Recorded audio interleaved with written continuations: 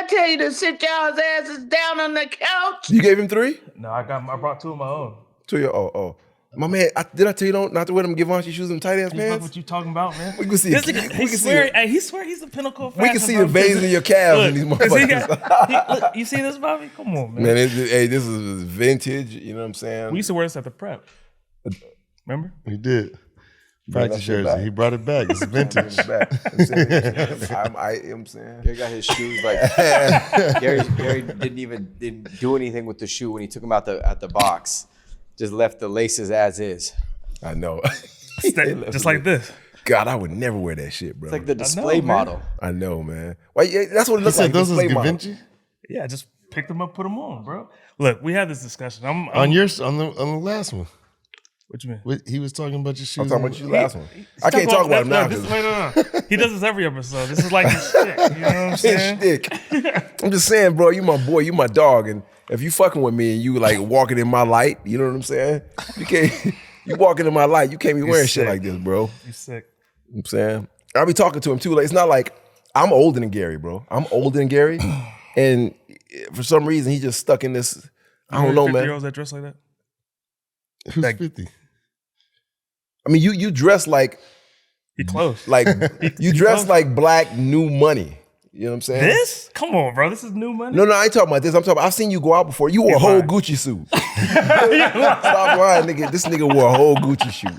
I'm not lying. I was like, yo, we was going out to some bar. Now let me be real with you. We was going out to some bar lounge and my man showed up in a whole Gucci suit. So Gucci suit. I was wondering when you had said that. Bobby, come on. Because I always see him in we go golfing and do all that. Yeah. So you see him golfing. You don't see him in the streets. Nah, yeah. I ain't seen him out. We be in the street, but I ain't seen him out. And the staple. You got a Gucci suit? A whole Gucci suit. I'm not lying. He got a whole like a Gucci with a hoodie. I didn't know they made him with hoods. And he always, and I'm not lying. If I'm lying, I'm flying. This nigga stay wearing a LA baseball cap with anything. That's true. He never not wear baseball caps. That's not true, but LA. Yeah. So with the Gucci suit, he got an LA baseball cap, and he looking at me like, what's up? What we doing? Like, I'm like, nigga, what you mean? We can go home and change it. I'm not going nowhere with you like this. Oh man, you know what's going with the show, man? All right, what's up? With 3 black guys on the couch. Where 3 black guys give you their opinion and their take on everything. I'm O'Neal. I'm Gary. I'm Rob. We 3 got black guys on the couch. Like and subscribe if you really, really, really want to see Gary in a Gucci suit, a Louis Vuitton suit, an MCM suit, anything that match, a short silk set, anything. He got them all. He got them all. He got them all. Lord. How you fellas feeling today? Good, man. Good. How you doing? I'm great, man. I'm feeling good. I'm man. great. Happy to be here. Good. Glad to have you, my brother. Glad to have you. Thank you for having me. So I have a question for you, just off the rip. How you and Gary meet? How'd y'all meet? How y'all become friends? I mean, way back. I mean, family friends, but through school. My pops was a coach at the school we both went to. Yeah. And I knew him since before I went to the school. Yeah. And, I was like not sad to say, but I was the No, it's okay. Say sad to say. He a little Freudian slip. Sad to say. I was the ball boy on the football team and everything when Gary was, killing us the running back. So I'm waiting on that part. Hey, listen, Gary's an athletic guy. I give it to him. I'm gonna give you some love, bro. Yeah, I'm gonna give you love. I'm not no hater, bro. And then nothing. You're very athletic, and you're muscular, dude. All that stuff, man. It's just the way you dress. You dress like a muscular dude. Like Gary, that type of dude that will wear like that tight, dry fit shirt to the club with some slacks and some gaiters. And a gold chain with a sailing anchor on it. You know what I'm saying? That I'm not feeling. That's called. And y'all golf together? We do. Yeah, we be golfing. Who's a better golfer? He got me the last few times we played. I'm not gonna say he's better, but he's been performing better. Yeah. Do y'all really? Okay, so I've tried golfing. It was terrible. And I went to the driving range and it was terrible. And I don't know if I'm a simpleton or I just don't have the patience for it, but what's so, because in my mind, when I see brothers golf, I'm like, man, y'all just golfing because everybody else golfing. Y'all don't really want to golf. You know what I'm saying? But tell me, what's the draw of it for you guys? For me, it's just the environment and like the the calm of it all. Most athletes that really get into it, if you're competitive, it's something that challenges you every single time you go and play. So like that's what I like about it. And Gotcha. I agree. I think the competitive piece is, we're all ex-athletes, right? I mean, you played high school football, right? And so being ex-athletes, man, you look for that competition because you can no longer go out there, slap on some pads, or you play ball in the park if you want to. But golf is unlike any other for me. Yeah. You know what I'm saying? Yeah. That's dope. That's dope. But I agree with you though. There is a lot of people that probably just pick it up just because everyone else is.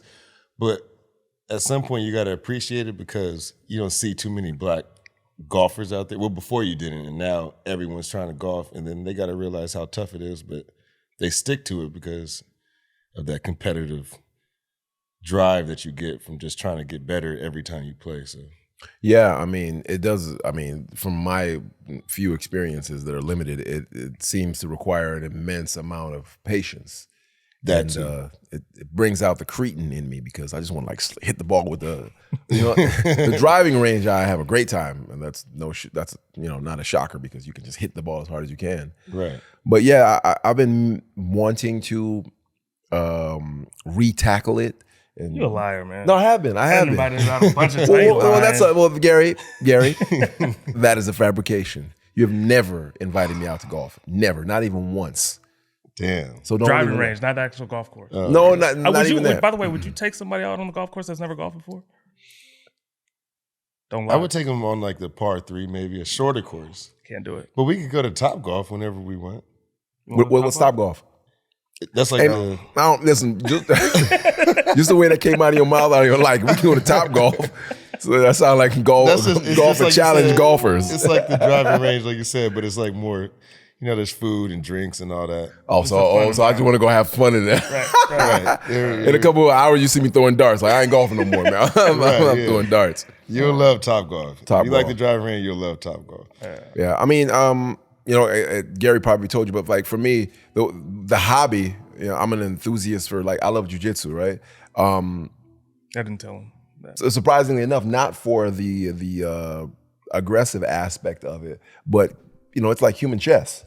So I understand what you mean when you say golf it's never easy. Like it's always some sort of challenge, and that's what I feel with jiu-jitsu. Like I've been doing it for 15 or 16 years, and nothing seems like it's gotten easier. I haven't figured. And someone could still come whip your ass. That's a higher belt. Yeah. Or sometimes you get caught by a lower belt, and it's ever evolving. It's ever evolving. I think that's the addiction to it. Once people get introduced to it at whatever age, they become addicted because you go down this rabbit hole and it never, it's not stagnant. It just keeps evolving and keeps evolving. And it's funny you said someone that's even lower than you could end up, losing a battle or challenge, whatever they call it. Because that's the same with golf too. It's like I could say I'm as good as I am, but I could have a horrible day and play against someone that just started. I could play against you. And you can have a better day than me. Yeah. Damn. Yeah, you reaching with that. That's a reach. Did you hear that in his voice? He's like, I play against you. The worst person ever in golf. Hey, when we were walking up, Rob was telling me about this app that he created. It's a street parking app where we're able to reserve street parking for people so they don't have to waste their time, money, and gas when they're going to visit. What will it be called? It's called Our Spots. Our Spot. Y'all need to look out for that. Our Spot. Our Spots. Yeah. What is some years ago I heard some statistic that the city of West Hollywood made like $1.5 million a year on parking tickets, which was like mind blowing. Surprised it's not more than that. I mean, that was a while ago. Oh so yeah. I'm sure it's way more than that now. That's why like if you see on our Instagram page, we got all the stats where the money spent is like outrageous, like just from people. And not only that, just like the pollution from, so we have stats about in Westwood where the pollution from just people just circling around looking for it is like crazy. So it's like we'll be doing more than saving money and people's time. We'll actually be saving lives. Hey, you hear that? Don't be ashamed to say it's a parking app that saves lives. Y'all didn't even think about that. Y'all thought y'all was just gonna park. Clean the air. What's the IG page? It's also Our Spots. Our Spots. Our Spots with a Z. Our Spots, SPOTZ. Yeah. You're also a dad, right? Yep. I have an 8-year-old. Her birthday actually just passed. Oh, nice. Happy birthday to her. Yeah. So we're all dads here, right? We are. We are. And, I was thinking about this a few nights ago. Like, I was talking to my daughter, and she wanted some money to go to homecoming or some high school stuff. I don't know. And I was thinking to myself, like, man, your mind starts to roam, and you think about homecoming, and if you're a devious little boy, or you know what I'm saying, you're looking at, and I was thinking to myself, like, what is she gonna be wearing? Is there somebody that she likes at homecoming? And then my mind starts like going down these dark alleys, and there's a girl dad, man. I mean, do you let your mind go that far? Do you fear all that? Because my daughter's 15 now, and I'm just like, man, I keep talking to myself like, okay, prepare yourself, and just don't make her feel weird about anything, because you don't want her to not talk to you about anything, even though she don't talk to me about. I'm gonna sit back and listen on this one. My daughter is about 7 weeks old, so you got some time. You got some time, man. Rob, I mean, what do you? I agree. I think it's a natural feeling to have. Well, my daughter's only 8. Yeah, but I think it's just always going to be a natural feeling to have. And you're right, though. It's like you don't want to put too much pressure to make them feel like, oh, I can't talk to you about anything, or whatever, or what they wearing, or But I think it's just so natural that it's like just being around is enough, because for the ones that are out there, or whatever we want to say, their fathers aren't, as hands-on as you may be, or I feel like I should be. And I think that's just where it lands at, where it's like you just got to be hands-on, be in their life. Don't be the best friend, keep shit in check. Yeah. And that's it. And you're just like, all right. 'Cause that's how I do. I'm just like, all right, I'm not going to be your best friend all day, every day. I got to check your ass sometimes. Thanks a lot, Rob. Different story over A here. different story over here. Because I was, Gary's heard me say it. He's seen the interaction with me and my daughter. And I've talked to her like she was basically one of my boys since she was 0. You know what I mean? And, yeah, I feel that. It's such a unique, I love our dynamics. I do. You know what I mean? Obviously, sometimes they get a little beside themselves, and they'll say something like, who do you think you're talking to? But I've been like that with my daughter since day one, man. And, I haven't suffered the repercussions of, luckily, just obviously her mom has done a splendid job, but the repercussions of talking to your daughter like she's your friend, or like she's an adult, you know what I mean? The pitfalls that I've discovered. And I don't want to say I don't treat her like my friend, because me and her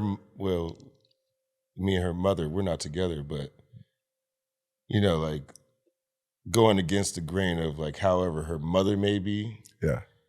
I'm not saying anything about her. Her mother's great, but the moms are great though. The moms are, I'm not with my daughter's mother. They're great. Like I'm just saying, like, she treats it more like, oh, let her do anything she wants, anything, whatever. So it's just like sometimes it's like, all right, well, I just want to make sure this is cool with her, but this ain't cool with me. Yeah. And my daughter's sweet, so she understands, and she'll just be like, okay, cool. And they, we just got to keep it as equal and sounds smooth. tricky, man. Yeah, I mean, I love the way you described it, but yes, it is a tricky thing, because if she's accustomed to one thing and then she comes and sees you and she's like, yo, what's up? This is what we do over there. And you're like, this ain't what we do over here. Yeah, no. Yeah, you know what I'm saying? We move a little differently. Unfortunately, again, Rob, I am the lenient one. I am the lenient one. I'm the one that's like, she don't let you smoke weed? We're going to smoke weed over here. I'm just kidding. I'm just joking. I'm just kidding.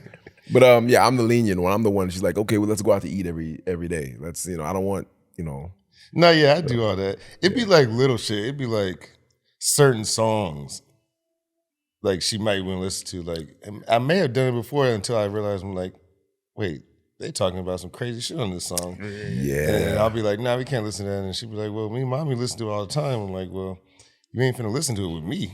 So let's talk about listen that. to this. Rob, you just made me think of something. What is that? Because I feel the same way. Like, no bullshit. When I'm in the car with my daughter and a rap song come on and it's Meg or it's Cardi or whoever, City Girl, whoever, and they talking about, you know, sitting on a nigga thing, sucking the nigga, he gotta eat the pussy, and my daughter be like, I'd be like, I feel, first of all, bro, I don't listen to it, but sometimes she's in the car, she's like, I want to play this. I don't be listening to them songs. I don't listen to none of them rappers I name. I don't really listen to. City Girls just remind me of the Luke girls from the 80s and stuff. They just, regurgitating all the 80s rap stuff. So I'm like, they sound the same.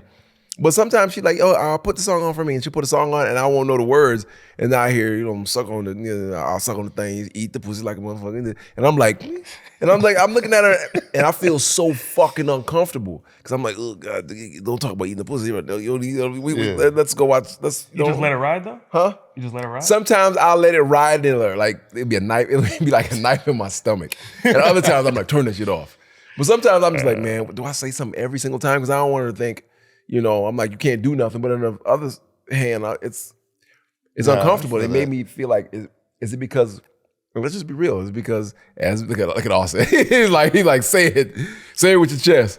Is it because of, when we were little boys, right, and young men, we was up to no good. Yeah. And we wanted girls to. That's why you're shook about homecoming. That's why, 15-year-old, because 15-year-old you. Yeah, I was like, exactly. Like devil horns popped up. I was like, the homecoming. You already know what it's going to be. You at 15, the 15-year-old and the teenagers now is totally different. That's another thing. I agree. They totally different now. So it's like, you really got to just be like, I mean, you said she was 16? No, she's 15. Oh yeah, so she's going to homecoming. Even my daughter, she's only 8, but I still got to be like, like the TikTok shit, all that shit. That shit is like, none of that's happening right now. Like, she has to go to her friend's house to come back and be like, oh, I saw this on TikTok. And Rob making me feel terrible. I mean, during the pandemic, I don't want you to feel. During the pandemic, all I did was make TikTok dance with my daughter. That's all we did, bro. Made me feel like a terrible dad. Dude, it's good to do all that with your daughter, man, and have fun. Because I've seen your relationship, but I couldn't do the music thing, and that's past. That's because you can't dance. No, I'm talking about the dancing thing is one thing, but if you're talking about Meg the Stallion, yeah, man. I don't know. I've often, sat with myself and thought to myself, can you tell this fucking me up? And like, do I feel this way because of how we were as young men? Because I feel like that is the reason. Because I'm like you said, back then, 15-year-old us, we were a certain type of way. Now, society is more over-sexualized than it's ever been. Yeah, very ever. But she's showing me, I've looked at like her friends' IGs and stuff like that. Man. Oh yeah. Man, I'm like, what the, I shout out to her mom that she's, the upbringing. What you gotta say, Austin? I see you shaking your head. Speak your mind, bro. I'm not a parent, so I'm not going to speak on it because I'm not a father. Yeah. What you laughing for, man? No, what you laughing for? Because it's just like that's like. Put the mic to your mouth. Put the mic. That's the politically correct answer. To be like, oh, shout out to her mom. Do you think your daughter's friends are hot or what? For the body, Jesus. For the body positivity. You know what I mean? Like I don't want to. I don't think you can spin that. And then, first of all, anybody who knows me knows I'm not politically correct. I'm just trying to suss it all out as a father because, when you see your daughter's friends dress a certain way, you're like, what the fuck? And then you look at your daughter and you're like, these are your friends. My mom had a saying. Not that my daughter's like that because she's not, but show me your friends and I'll tell you who you are. Mm-hmm. So I think when I say shout out to her mom, I'm gonna make this very clear. When I say shout out to her mom for doing a great job, like Rob said her mom, his daughter's mom did a great job, it's because my daughter can have friends that dress a certain way or move in a certain way and not move that way. And I think that's a testament to the friend's mom. What? I thought you were saying shout out to the friend's mom. No, why would I shout out to the friend's mom for it? I don't care about the friend's mom. Yeah.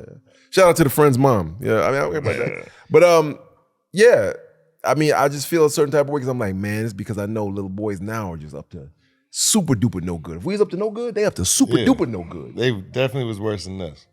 And we was probably all bad. Yeah. Oh, definitely were. Well, not. You should let shit slide like that, man. Oh God. What would you do, G? What would you do? Man, look. You got a ways to go, but don't act like. No, so I get it because you don't want to make your daughter feel alienated, right? And feel like, okay, well, I can't be open and honest with my dad, or he's so strict that when they go to college, they act a fool or whatever, right? Yeah. Right. But there's certain things I'm just not going to allow. Like what? What you not going? What you not going to allow, G? So I'll tell you what. Like certain wardrobe, not happening. I don't. Obviously, you see how I dress. She got to wear the same basic ass hoodie and stuff that I wear. You gonna make her wear some LA hat wherever she go? She may Dad, I don't want to wear this LA hat. No, but in all seriousness, like man, the way that fashion is going, when I see girls that I live right down the street from Campbell Hall in Notre Dame, I think. Yeah, my daughter go to Notre Dame, and you see girls leaving the school, and I'm like, yo, they let them wear this? Well, hold on. Notre Dame, they wear uniforms, bro. They wear hoodies and like dickies. They wear skirts. Because it's like part of the school uniform. I understand, but look, a skirt is... Anyway, man. What, you want them to dress like Amish? No, but you can't roll a skirt. I shouldn't be able to see a 15-year-old, 14-year-old's ass cheeks as they leave the school. And I think that's pretty common nowadays, at least for me. So for me, that would never happen. I'm sorry, G. I don't see any 15 or 14-year-olds ass cheeks. I'm just telling. We're gonna have to edit this part out. I'm telling you, when these girls leave like the school that I'm around, like I wouldn't let my daughter dress like that. But that's the same way I wouldn't again, this is me. I wouldn't let my daughter listen to certain type of music around me. Yeah, you know what I mean. I'm not gonna be like, oh well, I'm going to let you listen to Meg Thee Stallion. I'm going to sit here while she talks about WAP just because I don't want to make you feel uncomfortable. Hold up. Go ahead. Going even back to like the 80s of like Alice Cooper, like the most popular music is always the music the parents, like if the parents hate you, the kids love it. Like Alice Cooper, then it's like me growing up, like Eminem, you know what I'm saying? Like that was like the suburban white, family, like he's the enemy. He greatly influenced you, Marilyn right? Manson, like that was like public enemy number one. He didn't need, I don't think he realized that was a shot against him. That was for everybody, even for, that's what I'm saying. So like Megan Thee shit, Stallion for you, it's like you look at her like, man, I don't approve of it, but how are you gonna saying that's just gonna push her towards like 100%. I get that, but like look, man. I feel like I'm one of those parents that'll be, I understand you're probably going to do it when you're not around me, but I'm not going to let you do it in front of me. Like, I'm not going to let you smoke weed in your room. I'm not going to let a boy be in your room with the door closed. Like that old fashioned shit that people be like, well, why not? She's going to have sex in the car somewhere. Like, I'm not going to go for it. That's true, but the smoke weed part, I think at this point, once she's older. Like, how old? When you think that she would want to start smoking weed, you would just have to bring that shit in the house. Don't do it nowhere else. If you're gonna sneak around, do it. I'd rather you just be here. And that's kind of what I learned, like even with the the kids we went to school with. It was like for sure. They kept them all in the house. They got to do whatever they want. Smoking weed in the house, and it was like we were all there, and it was just like, okay, at least you're not out in the street somewhere smoking weed. All the other shit, the music and all the dressing, that shit gotta be checked, because I think that's all a push on sexualizing younger girls quicker than usual, because we didn't have a bunch of Megan Thee Stallions and shit before. We had Lil' Kim and I can't go for none of that in the house though, bro. Nah, I mean, for me, like smoking weed, none of that, because I feel like I'm with Gary on this. Really? Well, because you guys are you have an old school mentality. We both like Eminem too. And you both like Eminem too. I like Eminem too. I'm just saying, I would rather know. I would I rather do too. know that she's smoking weed with friends than her faking coming home high as shit, and I gotta be like, "What the fuck is wrong with your eyes?" type shit. I agree. You know what I'm saying? It's like we know they're gonna smoke it. Yeah, look, I expect kids to experiment. Right? And by the way, this is no different for my son than it is my daughter, right? I expect kids to experiment, and I think that there's definitely no difference. Yeah. Yeah. When if my son were to come in the house and I could tell that he was inebriated, right? There's a certain way that I would handle it at that time. I'm not gonna, hey, you're grounded for 2 weeks, and I'm not reacting like that. However, I'm not gonna say, hey man, you don't look too great. Next time you decide to do it upstairs. Tell your friends to come over here and do it. That doesn't make sense to me, personally, right? Well, no, I wasn't saying bring all your friends. No, I understand. I'm not comparing to what you said, but I'm saying I don't feel comfortable with it happening in the house. And it's not a shot at you, obviously. It's more a shot at O'Neal. What? Listen, I don't think Rob and I are saying that. What we're saying is this. First of all, you sound like the good Reverend Doctor from Jungle Fever. You know what I'm saying? Was it the sweet nectar of another woman's fruit? If y'all too young, y'all know what I'm talking about. Look up Jungle Fever. Y'all to get that reference. It was funny as fuck. It was funny. Yep. You can't. I don't think you can be so stern and rigid and pastor like. I understand that you sound like a pastor. You know what I'm saying? Like, you're like, not in my house. We're gonna pray. Everybody join hands. I mean, come on, bro. I don't think you can do it like that. Wow. I agree with Rob because listen, and Austin too, when they say when you try to steer them away from that, they're gonna be like, what is he trying to steer me away from? I gotta listen to it now. I gotta do this now. No, but on the other hand, I'm not saying come in. If next time you go to a party, just bring the cocaine in the party to my house. Say everyone's I'm not saying that. I think there's a happy medium. So what are you saying? What? But listen, I'm like I was talking to my daughter. Man, she might kill me too. She might be, Dad, stop talking about me. Don't even mention me. Just say I flew to another planet. Go back, erase every episode and say I'm not even there. Don't talk about me. Like I was talking to her and I was like, listen, man, when you go to college, yada yada woo woo, you know what I'm saying? Don't do too much at everything. You know what I'm saying? Don't do too much drugs. Don't do anything. Be able to pull yourself over. The biggest skill and attribute you can have is being able to leave the party before the party's over. Being able to take a puff and give it back. Being able to pull yourself away while you're in the midst. You know what I mean? That's the biggest skill set a young person can have. Not doing too much. Everything in moderation. Everything in moderation. Yeah. Because they're going to want to experience things. But if you move around talking about it, don't do this, don't do that, don't listen to that music, put on Kirk Franklin. No, that's not what I'm saying. Mahalia Jackson. Check this out. I'll ask you, because you don't have any kids. He got some, he just don't know about it. Right now, when you let your daughter, and this is a question for both of you, yours is closer to that age, so 15, are you letting a boy Don't ask me nothing uncomfortable. No, you letting a boy come to your house, go up to the room and lock the door with your daughter in it? Not lock the door. Not lock the door. Close the door? No, but he can come over. Yeah, I ain't gonna be no awkward weird dude. Yeah. Come over is fine, but yeah. I don't think there's many people that do that. I mean, I don't know, but come over and lock the door. Come on, bro. Yeah, ain't nobody going, what little boy got enough nerve to come in there? Hey, Mr. Cespedes, we're gonna lock the door. Hold on, you never gone to a girl's house and closed the door in high school? No. Nobody did that. You did that? Me? Yeah. Yeah, for sure. Well, I'm not surprised, Gary. I didn't close the door. Then who locked it? Who closed it then? It was her house. She did. And the dad and the mom was there. Yeah. She was a black girl? Dun, dun, dun. Absolutely. She wasn't black? No. So what color was she if she wasn't black? Let's go. Jewish, and she was maybe Persian. She was white. Persian. Rob, I'm just curious. Jewish Persian. You done backed himself into a corner.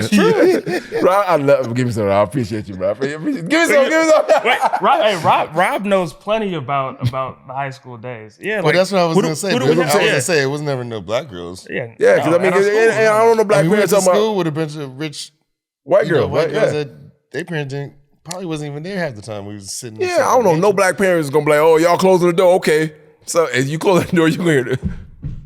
Somebody come up the steps, somebody getting thrown out the window. Right. I never had no. Listen, man, I'd be like, let's just sit down on your couch. Hi, Mr. Johnson. Right. But okay, so have you ever heard of a black parent being like, "Yo, you could smoke weed in the house"?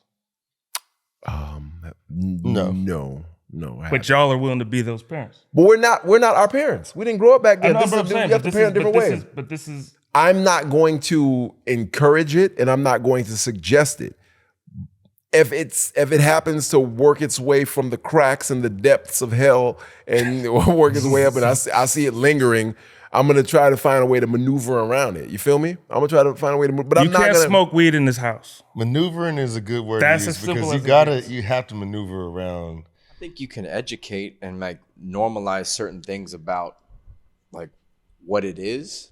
But like I'm like I said, I'm rocking with Gary. It's like you can draw a hard line on something and not try to be the cool dad, for every level because you're not going to be able to. And my thing is, I'm not saying we invited the whole damn gang in there. I'm saying, are you chilling at the house? It's maybe just you and your homegirl. Like, so me, she sees me smoke. She might not. I tell her I'm smoking flowers. This is what I'm doing over here. Mm-hmm. She doesn't know. Right. But my daughter's also younger. She's younger than a teenager. She's 8, but I'm like, I'm just smoking this. She doesn't know what the effects are and all this. Yeah. When it comes down to it, it would be like, oh, okay, this is what y'all, because like I said, like her mother is also, they do their own thing. Mm-hmm. Not saying they're smoking. I'm just saying, I know her mom smokes too. Yeah. So it's a thing where it's like, when it comes down to it and she's like, oh, okay, that's what you were doing. I might have to be like, okay, you're 16, whatever now, you're going to try to smoke. I'm about to smoke right outside with you. Mm-hmm. And it's just us. And then you're going to go, like, I'm not letting you drive or do anything. You got to be in our house. And hopefully at that time, I have a huge house and you ain't got to go nowhere. Right. Yeah. Maybe, you know what? It ain't a thing where it's like, have the party at our house. Right. Have fun. And then randomly someone brings this other drug over, and then I go to jail because you don't want that. That's extreme. But don't you feel like there's a certain point, and it's not a bad thing, is like, do you feel like your kids follow after, like they want to do the things that you're doing? You know, I don't. So as it stands now with my daughter, she's such an individual that there's some things that she takes after me, and other things she just doesn't. She's 100% her own person. You know, when I say 100%, and she plays sports too. Sports keep her so occupied. Mm-hmm. I mean, so occupied that takes. I mean, but the active, that's you though. Yeah. So I mean, no. For my case, no. Everyone's different. Like I do music, so she loves to she'll come in like always be like, how about this beat or anything, but not like smoking or anything. I don't even think she would be into it just because she doesn't know what it is I'm actually doing. Yeah. She just sees me puffing something and it's just like, okay, that's just what he's doing. It's not something like, that's what I'm saying. She's not even there yet to understand like, oh, there's options to get high or do this and it feels this way and when it starts coming to that, then I'll be more like on point with it when I'm talking about it or explaining to her, whatever it is. But anything else, we're so active in other things, I don't think she even pays attention to that. Like, yeah. And that's what I'm saying. I'm at the point now where I don't got to worry about it. If she's turned 16 or whatever, or like how your daughter's about to go to homecoming and there might be people smoking weed or something there, I feel like that's when it's like explained where it's like, you may do this, but don't fucking go nowhere. Don't, be as safe as you can. And if you can't figure that out, then your ass is going to be in trouble because you're not 21, you're not 18 years. So guess what? You're going to be in trouble as soon as something happens. And then that's just a part of life, I think.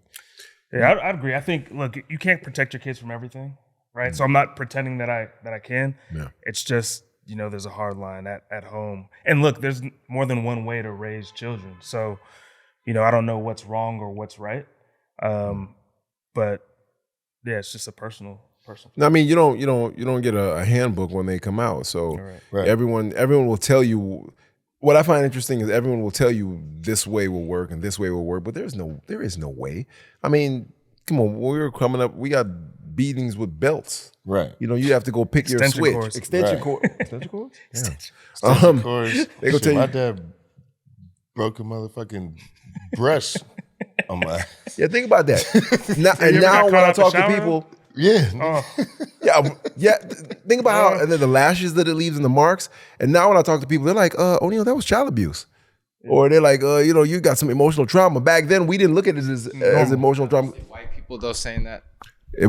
Yes, all white people. It is mostly white people. All white people. This is interesting because a lot of people, because I got spanked growing up. Yeah. And then I feel like this is like there's a race relations conversation about 100%. Spanking. Oh yeah, that it's white parents are so. I don't know what the numbers are, but I mean, I'd be curious to see like what what parenting The viewpoints percentage, on that's a on great- spanking. Let's see. We're about to see if there's a certain number. Yeah, but you're right. It's mostly white people. Are like, And it's a generational thing too, because It's a now generational thing, too. my brother and sister are like, I can't believe you guys spanked us. To my parents, like, I can't believe you did that. I can't, like, I could never do it, you know. And I look at him like, man, spank this, you know, like Immediately. yeah, you know what I'm saying, like, you need to check his ass immediately. You Yeah, know what I mean? yeah.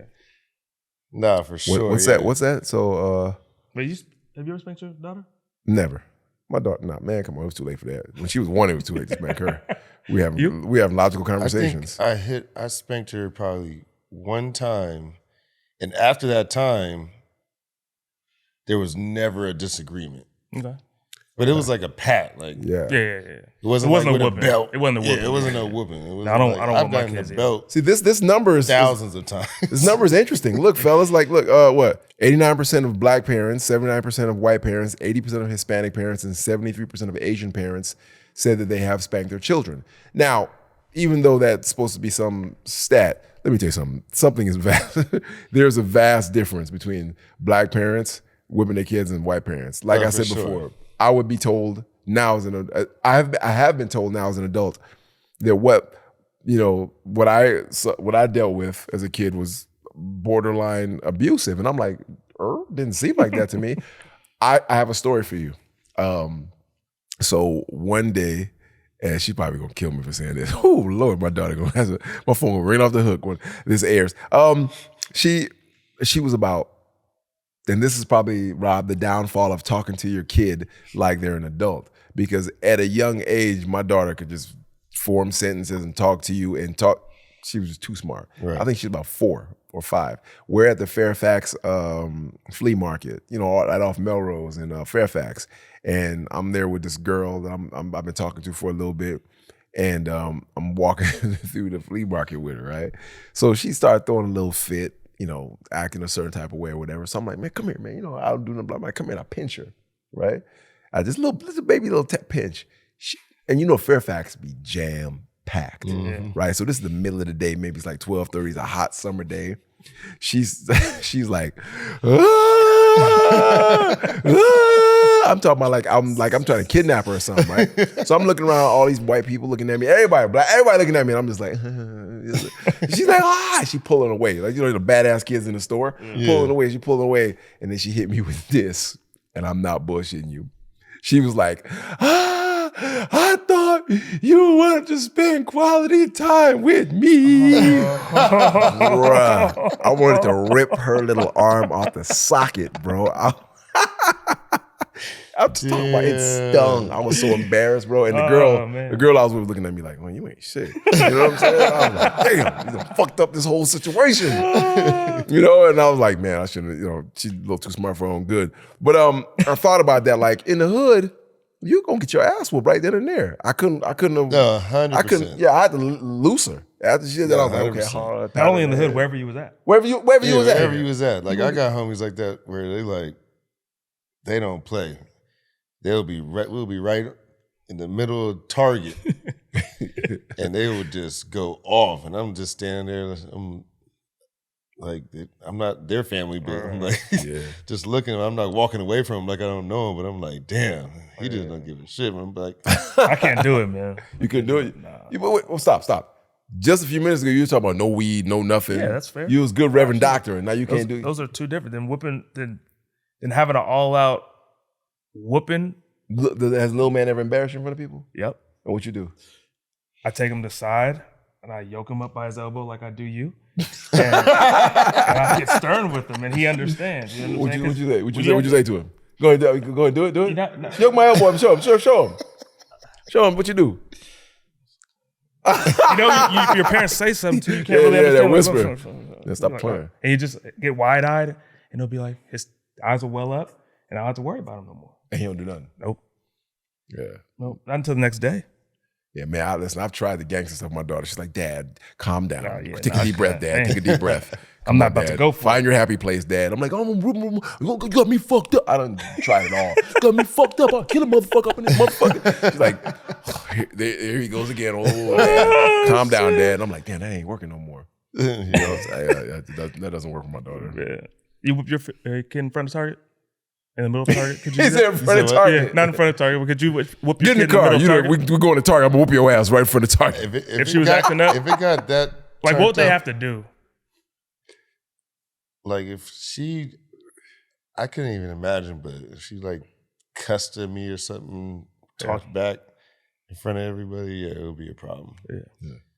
Only because that's when it comes into play where I'm like, I'm not your best friend. Mm-hmm. Yeah. I'm not your mother who calls me when you're giving her shit. Out of control, yeah. And then her mom would call me on FaceTime and be like, Luna's something not listening. And I was like, that's because you act like her best friend. I was like, now you got to deal with it. Because I even joke with her mom, like, because her mom's like, petite. But Luna's like longer like me and like her and my sister. And I'm like, you keep acting like this great friend with her, she gonna be whooping your ass soon. Pretty soon, she's already damn near getting to your height. And pretty soon, because you keep acting so friendly with her, she gonna be fighting back at fucking 11 years old and shit. Because she's like so little. Her mom is so little. I'm like, yeah, you need to be checking her ass every single time, no matter what. Part of the reason I don't think I could give my son a whooping in public. Not that I give him whoopings at all, but like, bro, remember those public whoopings? What you talking about? Yeah. Remember how embarrassing that was?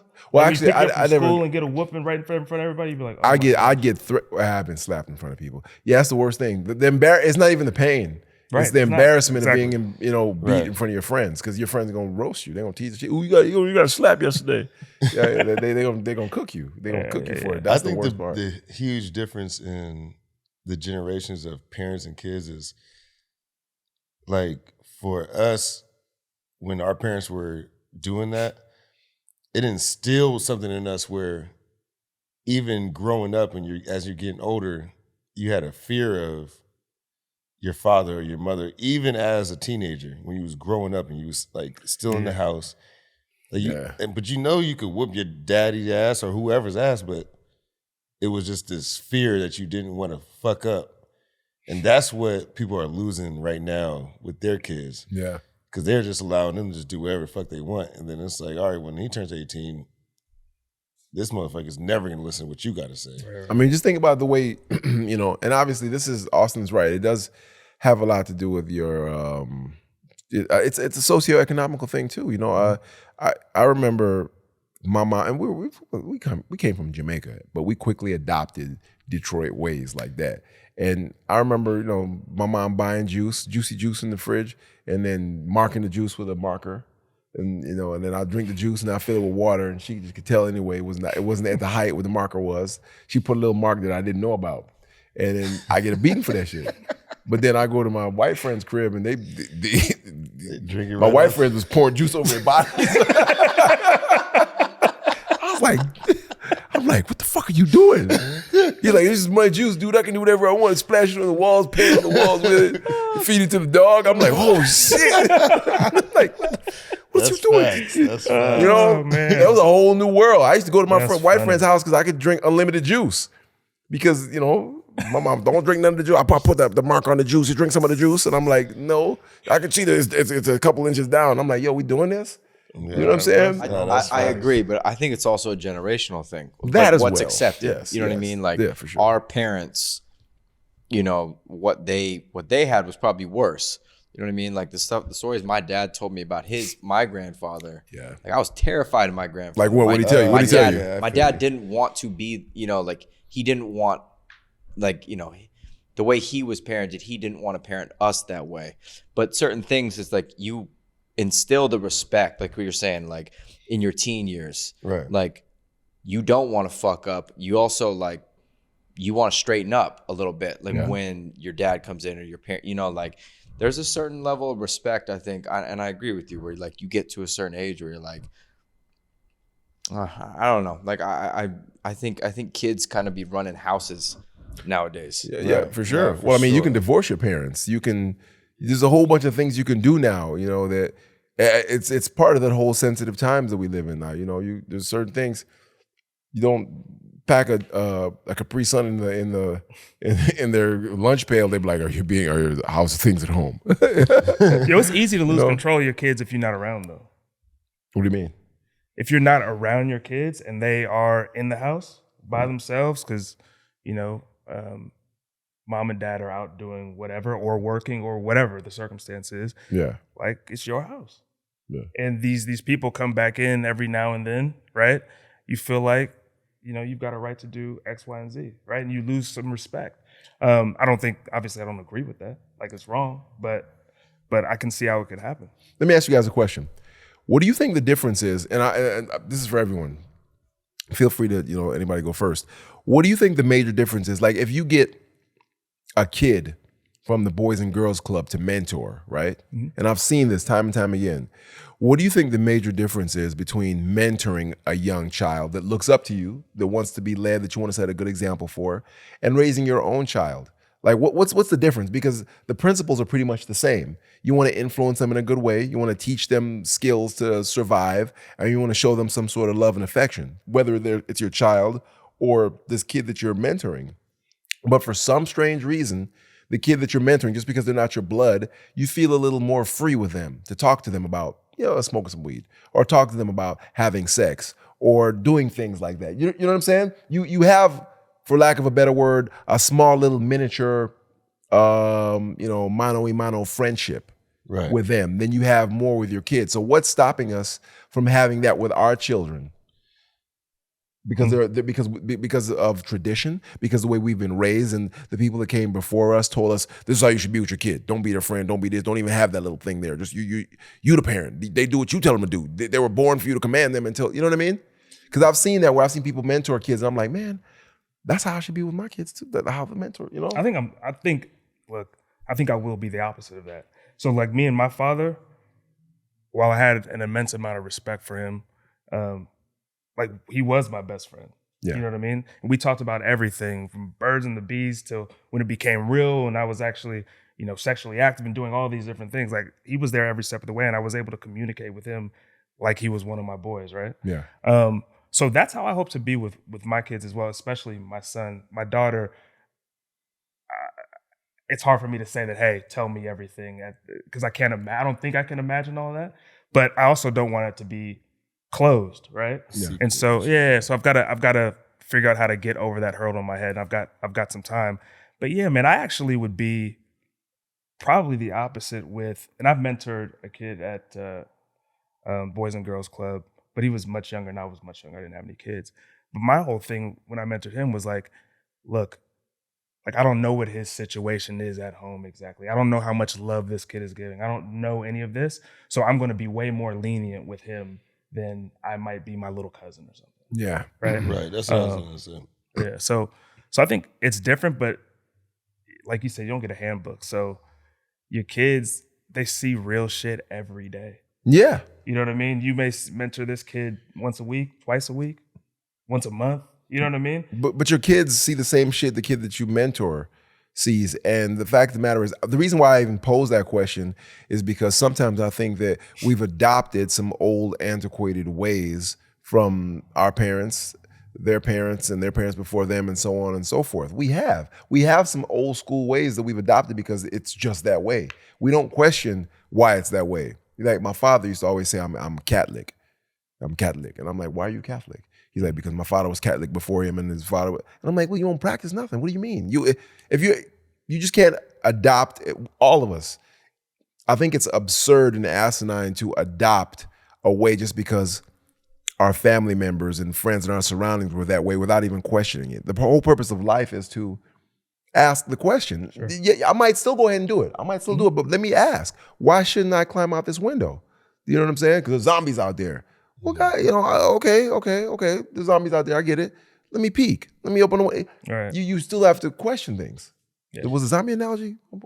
I agree with it. I think the phones brought in a kind of a new wave with kids, because, up to a certain age, like a 10-year-old who has an iPhone has access to information that most parents would have, had those birds and bees conversations where it's like, they might already know. Or like something, they might live in Kansas and they might know what's going on in LA, that like we had to get magazines or like tune into, you know, Sports Center, whatever. Like there's so much more access for, I think, like the household conversation of like, hey, here's how we're going to address this, is kind of like, well, that's not what we do anymore. Like kids know what else is going on around, where like, I'm not saying it's right or wrong, like, but I think the access changes how people like parent. For sure. You can't shelter your kid for as long. Right. You could really shelter them. And I'm trying to think back to my childhood and my impression from my parents. And this might be indicative like of an old way of raising kids. They almost tried to make themselves and the world around them seem perfect. Yes. They never talked to me about them doing drugs. They, to this day, claim they never even drank less like 6 beers in one night. They will not address any of that stuff with me. And as a result, I don't talk to them about much. That's probably that's well said. You summarize it, because that's how I feel. But I do have incredible respect for them. I do think they're about as close to perfect parents as you can get. And I always have been in fear of disappointing them, and that's what's kept me from going off the rails. Okay. That's what I think. Do you wish that you could share more with them? At times I do, but I don't envy friends and other family members or whoever that have a more relaxed relationship with their parents. I like that my parents are like parents, and I like parents, you know? And I can't imagine talking to them about certain things ever, to be honest. And I prefer to keep it that way because it sounds pretty awkward. Yeah. Well, speaking of which, does your daughter have a phone? No, she has her iPad, and I just gave her a phone, but it's not a phone that she like leaves with. It's like she just keeps it at the house. Got it. But she can access content that she wants. I'm just curious because she could, but she doesn't. Right. Because you got to monitor that type of shit. But she just plays Roblox, which I still monitor because they do weird shit on there. Bro, I didn't get a phone until I got to college. What? So crazy enough. So I did not have a cell phone until like my freshman year of college, bro. You didn't have a cell phone in high school? Well, didn't need one. I was told I didn't need one anyway. Was it popping like that? I had a pager, and if there was a payphone, would you have a pager for, Gary? You selling dope? Hey, come on, man. Would you have a pager for, Gary? Come on, man. Relax. Relax. No, I had a pager, but no cell phone, man. I mean, they weren't smartphones anyway back then. So what was it wasn't something like that. I didn't have one until college either. I had a pager too. I wasn't selling no dope. You have cell phones in college? What you talking? What? You in college? Well, I guess that makes sense. Wait, because I guess that makes sense. Yeah, that makes sense. We didn't have cell phones. Yeah, we didn't really have them because I got my cell phone probably like junior, senior year, probably 10th grade, probably. Okay. Yeah, I was probably in college. Did you have a cell phone in high school? He had his own line at the house, though. No, I didn't have any of that. I honestly was thinking back to like, I'm 35, so for me, like I grew up kind of in that era right when kids in high school started getting phones. Yeah. So same. Like for me, it was like if I went out and if I drove my mom's car somewhere, like I would take her cell phone, just in case. Like I'm like, hey, I'm out, I'm driving home or something like that. That was the extent of it. But I didn't have my own line. I have a phone. Like I appreciate that, like kind of that I was able to grow up that way, to be like, I'm expected to be home at a certain time. Yeah. Like you were able to learn kind of the finesse of like getting in and out and like like figuring out how to get home, being a problem solver, like of a certain age, and not using like the phone as kind of like like a, I don't know. Like it's just I think it changed how I grew up. So with that being said, about being a problem solver and and figuring things out, would you say that this generation is soft? Any of you? For sure. Because the big thing is, go ahead, Rob. I'm sorry. No, I was just saying for sure. Yeah. Okay. So what do you mean by soft? Like they're not great problem solvers. Like kids who were born in the era of like after 1990 type, like that generation, like 95 and later. So what is it called? Generation X? No, what's it called? Generation Z. Gen Z, yeah. Because the argument, I hear a lot of people, and I'm not saying this is me, I'm just an observer, okay? I like to observe. The only anybody say O'Neal said this.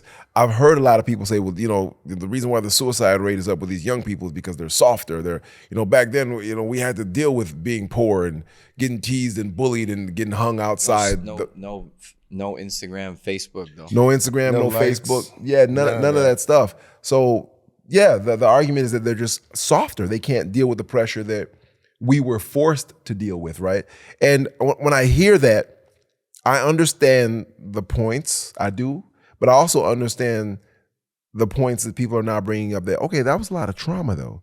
That was a lot of trauma. And, you know, I know that trauma can forge you and form you in a certain way and be a detriment to you. Now, I could easily say, I know a lot of people that grew up in traumatic situations, beat up, bullied, whippings with extension cords when they came out the shower, all sorts of stuff. And they're successful, well-adjusted people. Right. I know people. Gen Z, like I actually did see the stat. The number one like aspirational job is influencer. Like so it's like all that does is show you the easy way. Yeah. Like this is a life hack, like how you can make the most money and do the least amount of work. Yeah. We didn't grow up that way. Which I let me just say this. I'm heavy. Which I agree with. Yes, I saw that stat too. But on the flip side, and again, I'm not taking any side, but on the flip side, these kids are they're figuring out how to make millions faster, right? And smart. their opportunities are just happening faster, right? Soft or like being. I'm saying like that's the aspiration is to do the least. I mean, like I said, it's not like not get your hands dirty type work. You know what I mean? Right. That's all. Yeah. I'm sorry. Go ahead. I'm sorry. Go ahead, Rob. There's a lot of I'm sorry. Yeah. I just want to say real quick, it is easier for them to figure out ways to get money quicker, but there's no longevity in it. And then as soon as that doesn't work anymore, that's when they become this broken down, crumble, whatever, whether they're a teenager, adult, it doesn't matter, but Gen Z, whatever. That's when they become that broken down person where it's like, oh, well, what else can I do? And there's plenty of other things that you could do, but you relied on this one thing which was maybe, being an influencer or whatever. Yeah, short-sighted for sure. Yeah, so I think that's what was really happening. And I think that is all part of the agenda, and that's how it's working for social media and everybody. Makes and sense. Everything that we've ever talked about, or even the social dilemma thing we just spoke about. Like that's how it's all working, and they don't care who's being affected by it. They just need them to use it for a certain amount of time. Get as many teenagers or young adults to use this and want to be influencers because it's helping them. And then as soon as there's nothing else for them to do, it's like they feel like they're left out, and there's nothing for them to do, and then that's when they become suicide or whatever it is. I don't like saying that, but then it's the worst for them because it's like, oh, I just relied on this so much, and now I have nothing else. I'm gonna go back to one thing. So for me, I think kids now. I'm not saying we didn't have an easy life. I don't think either one of us. I know both of your stories. I don't think anybody had an easy life, but the kids these days, like, I think they got it tougher than we had it. And I think they have it tougher socially, right? I think there's a lot of things that we were able to maybe brush off, or it spread like wildfire, but it may have spread to 20 kids. Now you have things spreading to, now you have things spread into potentially millions of people. That's a great point. Like you see a meme and some little girl in high school or whatever, it's her face and she's like, oh shit. Yeah. Like, so I think calling them soft is, maybe not the right description. I think they may be not dealing with adversity as well. Yeah. But calling them soft is probably the wrong description. Yeah, that's a great point. I mean, we didn't have any of that to deal with. Yeah, we didn't have any of that to deal with. Listen, they have fewer tools and different problems is one way I would put it. True. Fewer tools and different problems. This is a subject we could talk about for like 2 hours, man. But unfortunately, our time is up, man. And we can talk about Jerry Jones, dog. Jerry Jones. Gary. Now y'all see why I don't like Gary. Now y'all see. I don't want this to be edited out. We I want keep y'all letting him slide, man. Well, Jerry Jones? Yeah, man. Man, I mean, listen, I want to talk about him too. Huh? Like and subscribe. Like and subscribe. And subscribe. if you want to hear our thoughts on Jerry Jones and, us not letting the motherfucker slide. They letting him slide. Right They letting him slide. They letting him slide. I ain't gonna say nothing next. Stephen A let him slide, and Stephen A let Kyrie slide. Man, we got a lot to say about that, man. We do. You know what I'm saying? But tune in next time. Like and subscribe. 3 black guys on the couch. I'm O'Neal. Gary. Rob. Appreciate you. What'd you say, Austin? I said, don't spank your kids. Hey, don't spank your kids. Don't be like our parents were. Look at us. Look how messed up we is. Doing shit like this, man. All right. Thank you.